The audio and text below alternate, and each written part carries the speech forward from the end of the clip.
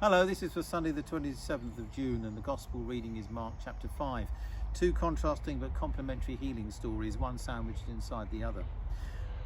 We first meet Jairus, a desperate father, leader of the local synagogue, who comes and kneels at Jesus' feet and begs him to come and lay hands on his daughter, not concerned about his public dignity or his status in people's eyes. And Jesus, off he goes with him. He's open and willing to be commandeered, almost accosted in this way.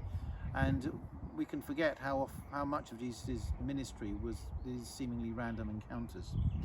And then this unnamed woman, equally desperate, who spent all her money on healthcare but has got worse, the dangers of unregulated private healthcare even in those days.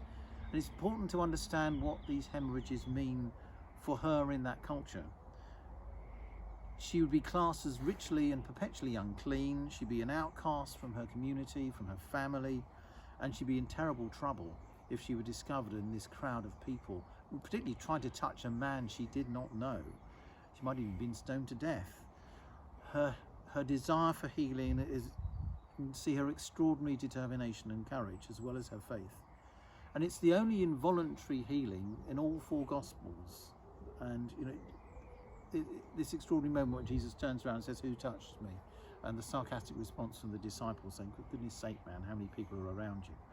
But the woman's huge courage again in coming forward and telling her story. And I think that's a key point we can often overlook.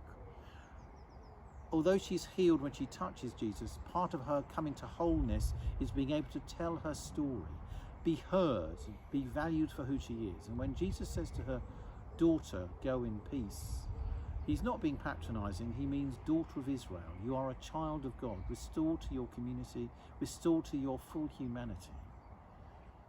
And then Jairus must have been hopping around in frustration at this point. They eventually get to his house. The child has died, and Jesus puts everyone outside except his inner circle of Peter, James and John and the child's parents. And he simply takes her by the hand and says those words in Aramaic, "Talitha kum," little girl, get up. And again, pre-pandemic, we might have overlooked this, but the importance of touch. "Lay your hands on my daughter," says Jairus at the beginning. The woman says, "If I only just touch his garment." Jesus says, "Who touched me?" And then he lifts her up, the child up by her hand. That we know about, that longing to touch, that longing to embrace, that longing to be close to our families and friends and loved ones. How much we've missed this and how healing that is, as well as being able to tell our story and be valued for who we are. God's will is always health and wholeness. And amidst all the deprivation we have and that we're looking forward to the ending of, let's hold on to that and that significance of touch. And that final point in the end of the story, God also wants us to eat well too.